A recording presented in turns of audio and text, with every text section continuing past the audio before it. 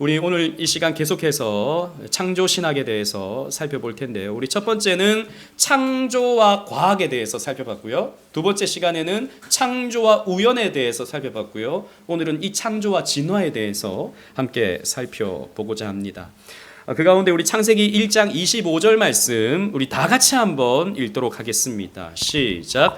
하나님이 땅의 짐승을 그 종류대로 가축을 그 종류대로 땅에 기는 모든 것을 그 종류대로 만드시니 하나님이 보시기에 좋았더라. 아멘. 보십시오. 하나님이 이 세상 만드실 때 어떻게 만드셨는가? 그 종류대로 만드셨다라는 거죠. 즉 하나의 어떤 아베마와 같은 단세포를 만드셔서 그 다음부터 진화의 과정을 통해서 여러 종류를 나누게 하시는 게 아니라 처음부터 하나님은 땅의 짐승을 그 종류대로, 가축을 그 종류대로, 땅에 기는 것을 그 종류대로 만드셨다라고 말씀하고 있습니다. 그래서 우리는 이 진화론은 비성경적인 주장이라고 우리는 생각을 하는 것이죠. 하지만 문제는 이 창조의 대안으로서 진화는 너무나도 우리 사회에 깊이 내려져 왔다는 것입니다. 리처드 도킨스라고 지난번에 말씀드렸던 이 진화 생물학자는요 이렇게 말합니다. 다윈 이전에는 무신론을 논리적으로 방어하는 게 가능했을지 모르지만, 즉 유신론이라고 하는 진리 체계로 무신론은 이렇게 근거가 없어 라고 하는 것을 반박하는 것이 가능했지만, 다윈 덕분에, 여러분 다윈 잘 아시죠, 그죠? 진화론을 체계적으로 정리했던 이 다윈 덕분에 지성적으로 충실한 무신론자가 등장할 수 있게 되었다. 즉 과학적 방법론으로서 진화론이 옳다라고 하는 논증이 가능하게 됐다라는 것이죠. 그래서 이제는 유신론, 즉 우리가 믿고 따르는 하나님에 대한 신앙을 과학적인 입장에서 반박할 수 있게 되었다라고 도킨스는 얘기하고 있습니다. 그래서 이 도킨스는요, 자기가 갖고 있는 과학적 지식과 이 진화론 체계를 통해서 나름의 진리에 이르게 되었는데, 여러분 보세요. 이 도킨스가 쓴 이기적 유전자라는 책에서 인간에 대해서 이렇게 정의하고 있습니다. 우리는 DNA라고 불리우는 분자를, 내 안에 있는, 그러니까 DNA죠. DNA라고 하는 분자를 후세에 전하기 위한 생존 기계일 뿐이다 라고 하는 결론을 내렸어요. 우리가 뭐라고요? 기계라는 거죠. 내 DNA를 더 많은 어떤 후세에게 퍼뜨리기 위한 기계일 뿐이다. 우리의 존재 가치는 어떤 신성함이라는 것은 없고 기계일 뿐이다 라고 하는 결론을 내립니다. 여러분 재밌지 않아요? 인간이 탁월한 지성을 가졌다라고 하면서 인간이 인간 기원에 대해서 우리가 답을 가졌다라고 하는 그 결론이 인간은 기계일 뿐이다라는 거죠. 그래서 지난주에 우리가 살펴본 것처럼 이런 무신론적 실존주의로 가는 거예요. 우리 인생에 의미 없어. 그냥 살고 싶은 대로 사는 거야. 왜 우리에게 어떤 당위가 주어져? 이렇게 살아야 돼, 저렇게 살아야 돼, 당위가 주어져. 그런 거 아무 의미 없는 거야. 그냥 나는 살다가 죽으면 그만이야. 돌과 같이. 여러분 돌과 내가 무슨 차이가 있습니까? 진화론자의 관점에서 보면 돌도 하나의 분자예요. 나도 하나의 분자예요. 나도 결국에는 분자로 돌아가는 존재일 뿐이에요. 돌이나 나나, 돌을 발로 차는 거나 나를 발로 차는 거나 별 차이가 없죠. 인간의 어떤 탁월함, 인간의 어떤 위대함, 그걸 가지고 연구하니까 인간은 기계일 뿐이다 라고 하는 결론을 맺는 거예요. 이러한 사상이 어릴 때부터, 우리 어린 아이 때부터 주입이 되죠. 그래서 교과서 안에 진화론이 담깁니다. 여러분 제가 어릴 때는, 제가 학교 다닐 때는 이런 그림이 교과서에 나왔어요. 진화의 과정, 그러면서 인간이 어떻게 진화되었는가. 여러분 학교 다닐 때 이거 다 있었죠, 그죠? 요즘에는 이게 없습니다.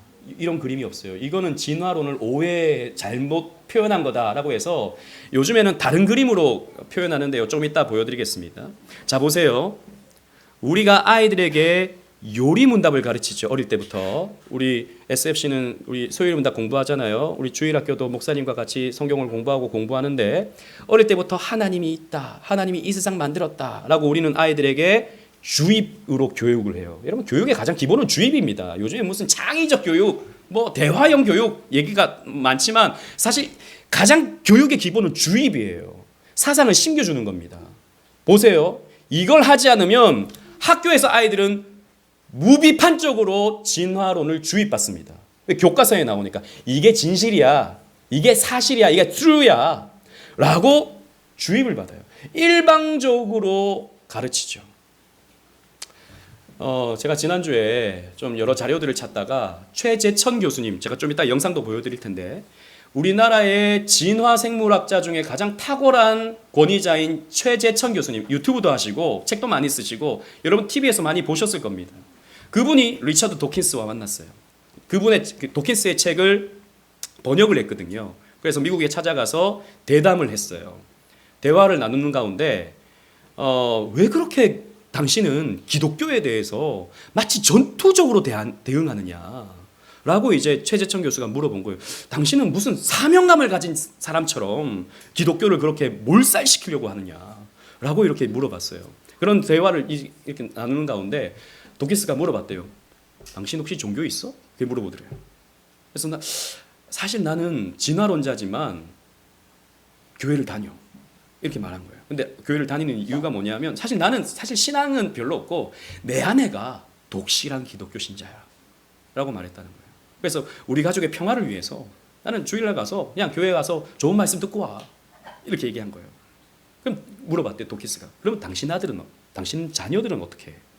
물어봤다는 거죠. 그러니까 우리 아이는 엄마 뱃속에 있을 때부터 찬송 불렀고 말씀 들었고 이래가지고 자연스럽게 신앙을 가지게 됐어. 걔는 생각 자체가 성경적 세계관을 갖고 있어. 이렇게 얘기를 한 거예요. 그러니까 도키스가 말하기를 이렇게 말합니다. 당신이 아내 따라 교회 가는 건 내가 인정하겠다 이거죠. 가정의 평화를 위해서 당신이 선택한 거니까. 그런데 아이들은 너무 폭력적인 거 아니야? 아이들한테 어릴 때부터 교회를 데리고 가가지고 이 세상은 하나님 창조했어. 하나님은 살아계셔. 하나님은 너희를 사랑하셔. 너는 구원이 필요해. 너는 죄인이야. 이거 가르치는 건 너무 폭력적인 거 아니야? 그거 아이들한테 선택의 기회를 줘야 되는 거 아니야? 왜 아이에게 선택의 기회도 주지 않고 아이를 교회로 끌고 가서 기독교를 주입시켰냐? 그거는 폭력적이야 라고 도키스가 얘기했다는 거죠. 그런데 이 최재천 교수님이 그 말을 듣고 생각해보니까 그런 점이 있네? 이렇게 생각을 하게 됐다라고 하는 것을 제가 봤습니다. 여러분 옳습니까? 맞는 말이에요? 세상 사람들이 들어보면 그럴듯합니다. 요즘 아이들이 그런 말 들으면 그렇네. 제가 우리 SFC 모임에도 그렇게 물어봤어요. 물론 다 우리 친구들은 이미 검증된 친구들이니까 다 받아들여요. 근데 그런 생각이 찾아올 때가 있다는 거죠. 그리고 실제로 우리 집사님들 가운데서도 그런 생각을 해본 적이 있다는 겁니다. 우리 유은이는 태어나서 눈 떠보니까 아빠가 목사야. 그러니까 교회 와가지고 그냥 하는 거예요. 나중에 20살 돼서 저한테 그렇게 말할 수 있잖아요. 저한테 기회를 주셨어야죠. 제가 선택할 수 있도록. 왜 일방적으로 기독교를 저한테 강요하셨나요? 교회를 그냥 손잡고 앉혀놓고 들으라고 하고 가르쳐 주셨나요? 이제는 제가 선택하겠습니다. 이럴 때가 온다는 거죠. 이럴 때가 올 수 있다는 거죠. 그런데 보세요. 가만히 보세요. 그럼 도킨스의 자녀는 나름의 선택의 기회를 얻었습니까? 아니죠. 진화론적 세계관을 주입받았죠. 교과서에서부터 나오잖아요. 이건 사실이야. 이건 네가 받아들여야 되는 거야. 하나님을 선택할지는 네가 선택해. 아니요. 그건 선택이 아니죠. 일방적인 세계관을 강요시켜 놓고는 네가 한번 선택해봐. 하나님이 있는지 아니면 이 세상이 진화된 건지 네가 한번 선택해봐. 이건 선택의 여지를 준 게 아니에요. 그죠?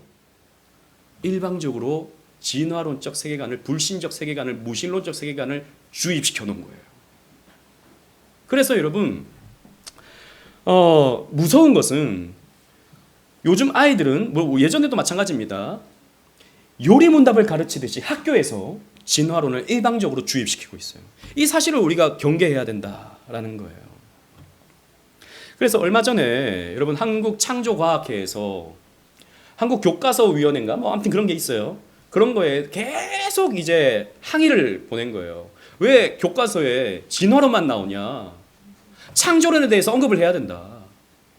그것만이 진화론도 하나의 종교 시스템을 갖고 있고 창조론도 종교 시스템을 갖고 있다 사실은. 그래서 적어도 교과서에 창조에 대한 어떤 여지는 기록해 놔야 된다라고 이렇게 해서 그 교과서위원회가 검정위원회가 그것을 받아들이기로 했어요.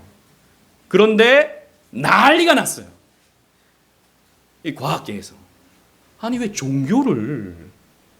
종교적인 한 종교의 어떤 주장을 교과서에서 실을 수 있느냐. 그럴 수 없다라는 거죠.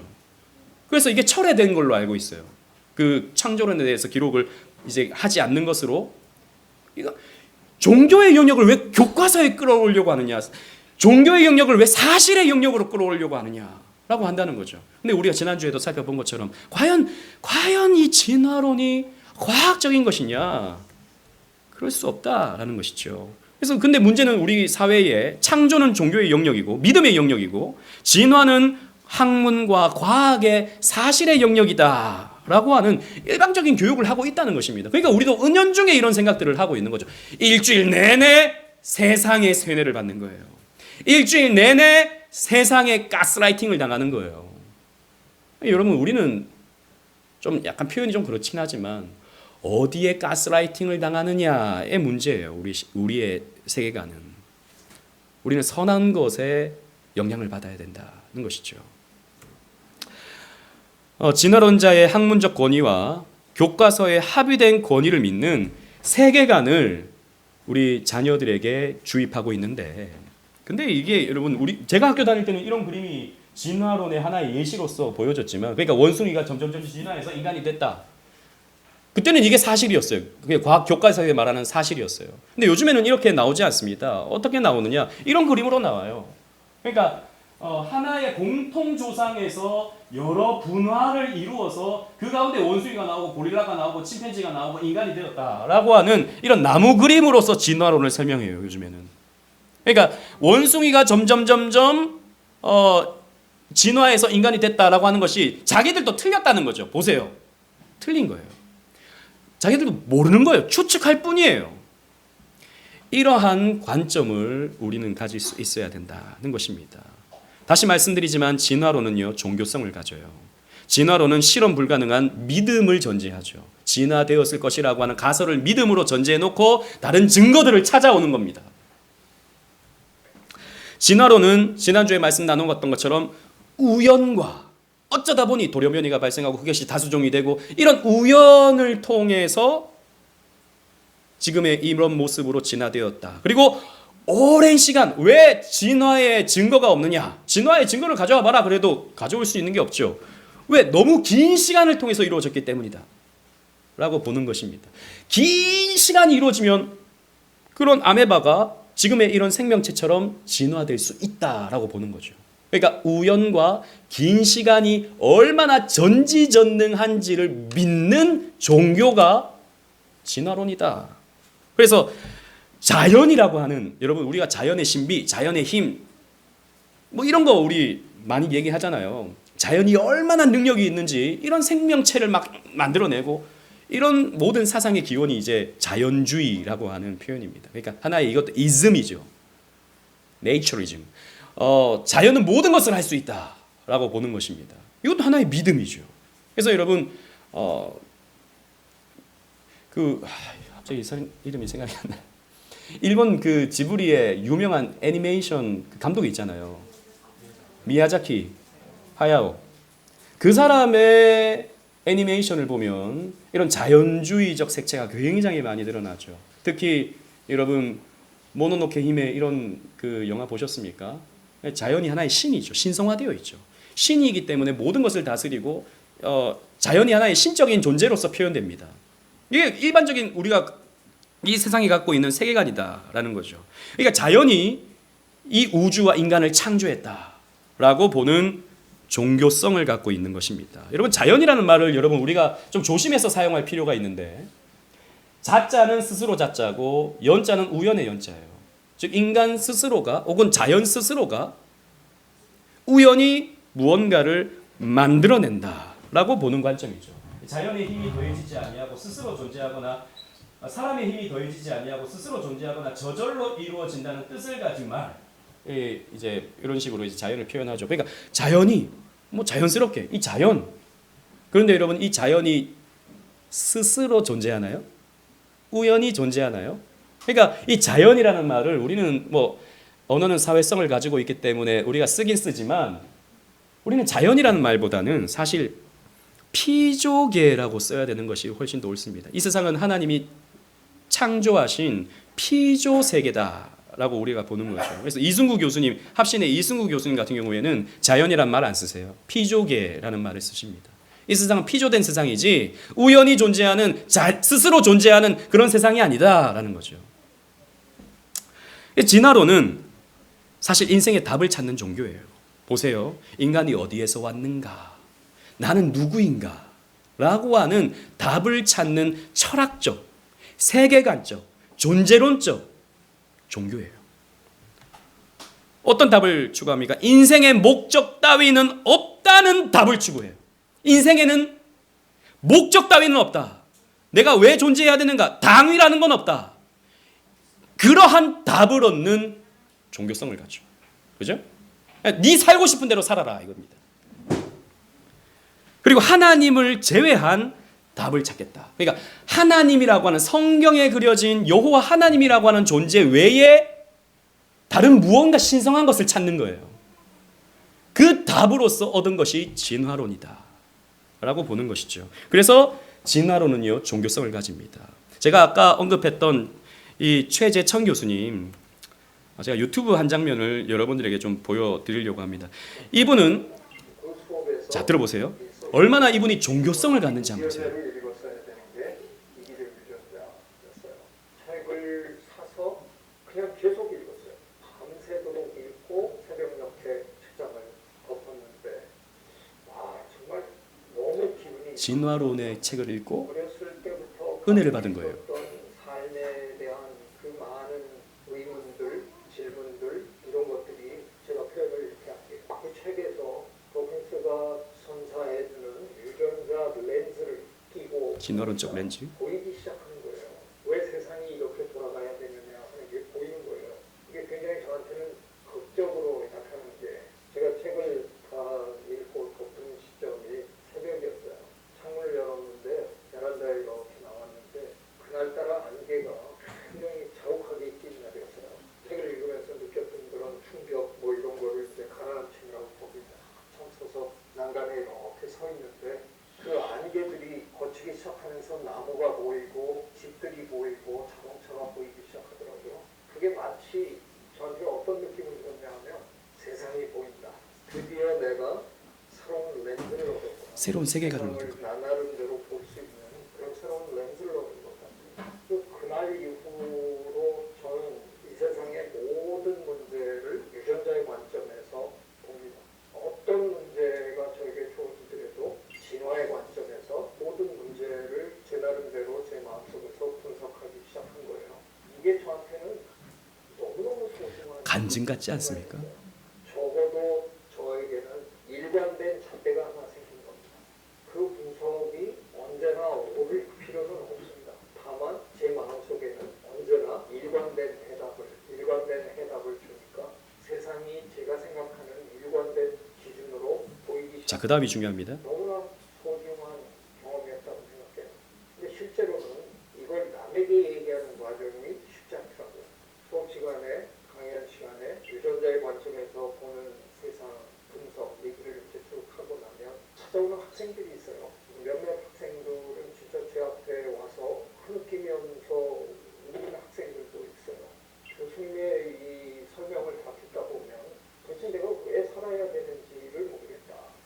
유전자가 나를 만들었고 어떻게 보면 유전자의 임무를 내가 지금 수행하고 있는 거고 나는 어차피 한 줌 흙으로 다시 돌아갈 거고 아니 내가 그렇게 아등바등하고 살 이유가 뭐가 있나 그런 얘기를 자꾸 앞에 와서 하는 거예요. 심지어는 이 책 읽지 말아라. 이 책 잘못 읽으면 허무주의에 빠지고 항상은 삶의 의미를 잃어버리고 극단적인 선택을 할 수도 있다. 뭐 이런 얘기들을 막 글로도 써놓은 사람들이 많다는 거예요. 제가 2009년에 옥스퍼드에 가서 리처드 도킨스를 만나서 이런 얘기가 나왔어요. 제가 이제 질문을 했죠. 도킨스에게. 너는 그런 사람들이 찾아오지 않느냐? 아, 논리가 있냐?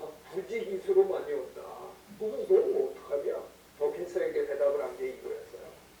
자, 보세요. 이 최재총 교수님의 이 이야기는 사실 앞에 그 이야기, 새로운 세상이 보이고 내가 존재의 목적이 뭐고 이런 것들을 보면서 새로운 렌즈를 얻게 됐다. 모든 것을 진화론적 관점에서 이해하게 됐다라는 말과 거기에서 딱 성경을 집어넣으면 기독교에서 하는 간증과 똑같아요. 그렇잖아요? 무엇입니까? 종교성을 가진다는 거예요. 근데 문제는 뭐예요? 그 책을 읽고 나서 어떤 사람들은 허무주의에 빠진다는 거예요. 왜 살아야 되는지, 왜 존재하는지, 아등바등하면서 왜 살아야 되는지, 심지어는 극단적인 자살하는 사람도 발생한다는 거예요. 여러분 보세요. 근데 이 사람은 이걸 강연하고 있어요. 이 사람은 이걸 아까 이분이 이렇게 말씀하죠. 내가 그렇게 해석하는 게 꼭 옳을 필요 없다. 그냥 일관성 있는 답만 나에게 주면 된다. 인생에 대한 일관성 있는 답만 주면 된다. 답을 추구하고 있는 거예요. 인생의 답을. 근데 이때까지 답을 못 찾으니까 아내 따라다니면서 교회를 다녀도 거기에서는 뭐 어떻게 복음을 전하는지 우리는 알 수는 없지만 거기서 답을 찾지 못하니까 진화론에서 답을 찾는 거예요. 한 줌의 흙과 나는 다를 바가 없다. 욕심 부리지 않고 살자. 이런 식으로 이제 답을 얻는 거겠죠. 여러분, 이렇게 종교성을 가진다라고 하는 것을 우리는 기억해야 돼요. 그리고 생명이 자연 발생되지 않는다라고 하는 것은 이미 증명된 사실입니다. 즉 우리는요, 이 지구가 만들어지고 처음에 물이 만들어져서 거기에서 미생물이 자연 발생됐다고 생각하죠. 그게 진화론의 어떤 관점에서 본다면. 근데 여러분, 그 어떤 실험에서도 생명이 자연 발생되는 경우는 없다라고 하는 것이 지금까지의 과학적 중론이에요. 여러분 초파리 실험이라고 아십니까? 1665년에 레디라고 하는 사람이 신기한 거예요. 초파리가 왜 생기지? 여러분 신기하지 않습니까?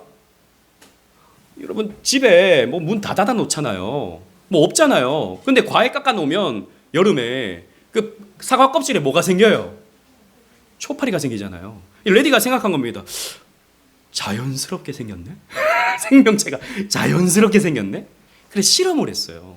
어떤 실험을 했느냐? 이렇게 생선 이제 쪼가리를 병 안에 놔두니까 공기가 이렇게 통하니까 여기 초파리가 생기더라는 거죠. 그리고 유충과 날파리가 생기더라는 겁니다. 그랬더니 공기는 들어가지만 파리는 못 들어가도록 그러니까 이게 딱 뭘로 막아 놓으니까 초파리가 생기지 않더라는 거죠. 그리고 본래 유충은 생기는데 이건 보니까 생선 몸속에 있던 기생충들이 나와서 생기더라는 겁니다. 그러니까 초파리가 어떤 접촉을 통해서 이 기존에 있던 이 생선 토막과 접촉을 통해서 생겨나는 거구나. 그러니까 접촉을 차단해 버리면 초파리는 생기지 않는 거구나라고 하는 답을 얻었어요. 이 레디라고 하는 사람이 자연적으로 초파리가 발생하는 게 아니구나라고 하는 답을 얻었다고요. 그리고 여러분 저 유명한 파스테르 1861년에 여러분 우리 파스테르 우유 마시잖아요. 그 파스테르입니다.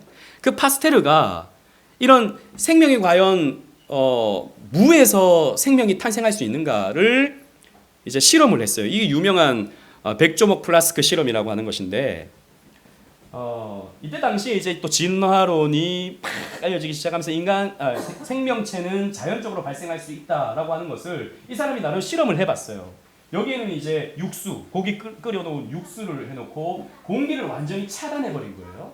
공기가 못 들어오도록 차단해버린 진공 상태로 만들어버린 거예요. 그랬을 때 과연 여기에 미생물이 발생할 수 있는가? 혹은 어떤 균들이 발생할 수 있는가? 그런 실험을 한 겁니다. 이 파스테르의 실험의 결과는 무엇이었는가? 발생하지 않더라는 겁니다. 모든 공기를 차단했을 때 이게 끓여놓은 육수거든요. 이게 이제 미생물을 아예 다 이제 끓여서 없애놓은 거죠. 이런 상태에서 공기를 차단했을 때 그 어떤 생명체도 발생할 수 없다라고 결론을 내린 것이 이 파스테르의 실험입니다. 백조목 플라스크. 그러니까 생명체는 저절로 발생할 수 없다라고 하는 귀중한 결론을 얻은 실험이다라는 거죠. 하지만 또 진화론자들은 끊임없이 자기들의 진화를 정당화시키기 위해서 또 다른 여러 가지 실험들을 또 했죠. 여러분 이것이 바로 옛날에 제가 학교 다닐 때 요즘은 있는지 모르겠습니다. 밀러의 실험입니다. 1952년에 생명체는 자연적으로 발생할 수 있다. 지금 아까 파스테르의 실험은 문제가 있다. 왜냐하면 그게 이 원시 상태의 지구와의 환경과는 다른 상황이다. 원시 환경 상태의 지구로 만들어 놓게 된다면 자연적으로 생물이 발생할 수 있을 것이다 라고 해서 저는 과학자가 아니라서 잘 몰라요. 그래서 이런 거 함부로 또 설명하면 안 되는데 아무튼 그 원시 우주로 추측되는 기체들을 여기 넣어놓고 그 다음에 끓는 물 이렇게 해가지고 당시에 막 천둥번개가 빵빵 쳤을 것이다 해서 전기 자극을 주고 막 이렇게 해가지고 여기에 뭔가를 이제 얻으려고 한 거죠. 실제로 얻었어요. 어떤 것을 얻었느냐? 아미노산을 얻었습니다. 이런 상황에서 뭔가를 이렇게 작용을 하니까 아미노산이 나오더라는 거죠. 아미노산, 단백질. 야, 봐라. 생명체가 발생할 수 있다라고 진화론을 주장하기 위해서 스탠리 밀러는요, 이 실험을 통해서 진화론이 옳다라고 하는 주장을 했습니다. 그런데 문제는 여러분, 아미노산이 생명체입니까? 아미노산은 생명체가 아니에요. 여러분, 생명은 생명을 통해서 발생합니다. 그죠? 아무것도 없는 상태에서 생명은 발생하지 않는다는 것입니다. 이것을 우리에게 과학적 증거가 가르쳐줘요. 그러니까 우리가 과학을 절대화하지는 않지만 저들이 말하는 과학이 옳다면 과학적 증거로도 증명되지 않았다는 것입니다. 그런데 여기 보면 조지 월드라고 하는 하버드대 교수입니다. 노벨 생리의학상 수상자예요. 이 사람이 뭐라고 말했느냐? 자, 보세요. 생명의 기원에 대해 언급할 때 지금 우리가 하는 말이죠. 단 두 개의 가능성만 있다. 즉 하나님이 창조했다거나 아니면 우연히 자연적으로 진화되었다거나 발생했다거나 두 가지가 있다. 자연 발생설은 이미 120년 전 아까 우리가 살펴봤던 파스텔 등에 의해서 가능성이 없는 것으로 판정되었으므로 단 하나의 결론만이 남게 된다. 창조론만 남게 된다는 거죠. 하지만 그러나 나는 철학적인 이유 때문에 신을 믿을 수 없다. 만약에 하나님이 이 세상을 창조했다면 악은 도대체 어디서 왔느냐? 하나님이 선하다며 근데 악은 누가 창조했냐? 이런 철학적인 문제가 발생하는 겁니다. 신정론적인. 그래서 나는 그래서 신을 믿을 수가 없다. 과학적으로 불가능한 것을 선택했다는 뭐야? 진화론. 과학적으로 설명이 불가능하지만 난 차라리 이걸 믿겠다라는 겁니다. 그런 하나님을 나는 믿을 수 없겠다라는 거죠. 그것은 바로 생명이 우연히 발생해 진화했다는 것이다. 나는 하나님을 믿기 싫으니까, 성경에 기록된 하나님 믿기 싫으니까, 난 이거 못 받아들이겠으니까 난 차라리 과학적인 증거가 없어도 진화를 믿겠다라고 노벨 생리의학상 수상자 조지 월드가 이렇게 말하는 겁니다. 그리고 진화생물학자인 아더 키스라고 하는 사람이 있습니다. 이 사람은 또 이렇게 말합니다. 진화론은 완벽히 입증되지 않았고 또 입증할 수도 없다. 왜? 우리가 그 원시 상태의 지구로 갈 수 없기 때문에 완벽히 입증할 수 없다는 거죠. 우리가 생각조차 할 수 없는 특별한 창조. 이 사람 무신론자죠. 그러니까 하나님이 이 세상을 창조했다라고 하는 것이 진화론의 다른 대안이 되기 때문에 나는 그 대안은 받아들일 수 없다는 겁니다. 그래서 우리는 진화론을 믿겠다는 겁니다. 하나님을 마음에 두기 싫어하는 거죠. 여러분 성경에서 딱 그렇게 말해주고 있습니다. 로마서 1장 28절 우리 다 같이 한번 읽어보겠습니다. 시작. 또한 그들이 마음에 하나님 두기를 싫어하며 하나님께서 그들을 그 상실한 마음대로 내버려 두사 합당하지 못한 일을 하게 하셨으니. 보십시오. 하나님을 마음에 두기 싫으니까 오히려 다른 믿음의 대상을 찾는 겁니다. 그게 우상이 되기도 하고 오늘날에는 이게 진화론 혹은 과학적 우상이 되고 마는 것이죠. 하나님 마음에 두기 싫어한 다른 대안이 진화론이다 라는 것입니다. 그런데 문제는 이 진화론이 그냥 과학적인 어떤 설명만 주는 게 아니라 인류를 병들게 한다는 데 있습니다. 인간을요, 지능이 발달한 동물의 일종으로 생각하죠. 그죠? 아까 우리가 봤던 것처럼 진화의 나무를 보면 진화의 결과로서 인간이 있고 침팬지가 있고 고릴라가 있습니다. 그럼 우리가 고릴라랑 뭐가 다릅니까? 존재론적으로. 고릴라는 왜 동물원에 가두고 인간은 왜 동물원에 가두면 안 되죠? 이런 문제가 발생하는 겁니다. 여러분 미국에서 설문조사를 했는데 자기가 키우는 개와 옆집에 마음에 안 드는 이웃이 동시에 물에 빠졌다면 당신은 누구를 구하겠습니까? 라고 했어요. 여러분 누구 구하시겠어요? 여러분? 여러분 집에 개를 구하시겠습니까? 아니면 옆집에 마음에 안 드는 저 이상한 아저씨를 구하시겠습니까? 우리 마음은, 요즘 현대인들의 마음은 자기가 키우는 개를 구하고 싶어요. 왜? 반려견이잖아요. 내 반려견이잖아요. 내 식구잖아요. 저 사람 뭐 죽어도 그만이지 뭐. 나랑 상관없잖아. 이렇게 생각하죠. 왜 이렇게 생각하죠? 우리의 머릿속에 은연중에 진화론이 자리 잡고 있기 때문입니다. 개와 인간은 달라요, 여러분. 개에게는 하나님의 형상이 없습니다. 인간은 하나님의 형상이에요. 침팬지는 하나님의 형상이 아니에요. 인간만이 하나님의 형상입니다. 그래서 인간의 인격은 존중돼야 돼요. 인간을 함부로 죽여서는 안 돼요. 인간이 죽는 것을 그냥 내버려 둬서도 안 됩니다, 여러분. 물론 개도 우리가 함부로 죽여서는 안 되죠. 고양이도 함부로 막 이렇게 학대하고 이러면 안 됩니다. 그 생명 자체에 귀함이 있기 때문에. 하지만 인간과는 또 다르다는 것이죠. 우리는요, 은근슬쩍 이런 문제에 봉착하게 되면 진화론의 영향을 받았다라고 하는 것을 스스로 증명하게 돼요. 그리고 삶과 죽음을 아무 의미도 없는 우연의 결과로 해석하게 됩니다. 인간의 존재 자체를 신존주의, 무신론적 실존주의로 가게 된다는 거죠. 자살을 방조합니다. 아까 최재천 교수님 말하는 것처럼 그런 진화론에 대해서 깨닫기 시작하면 자살을 시도하는 사람도 생긴다는 거죠. 낙태를 유도합니다. 뭐 인간 생명 뭐 쉽게 생각하는 거죠. 결혼과 출산의 의미를 삭제시켜버립니다. 여러분 왜 오늘날 결혼을 안 하려고 합니까? 왜 오늘날 자식을 안 낳으려고 합니까? 힘들기 때문이에요. 그러니까 생육하고 번성하라, 땅에 충만하라는 말씀보다도 경건한 하나님의 자녀, 하나님의 형상을 이 땅에 존재케 하는 것이 우리의 사명이 아니라 오늘날은 내가 편하고 오늘날은 내가 즐거운 것이 우선이에요. 왜? 진화론적 사고에 물들어 있기 때문입니다.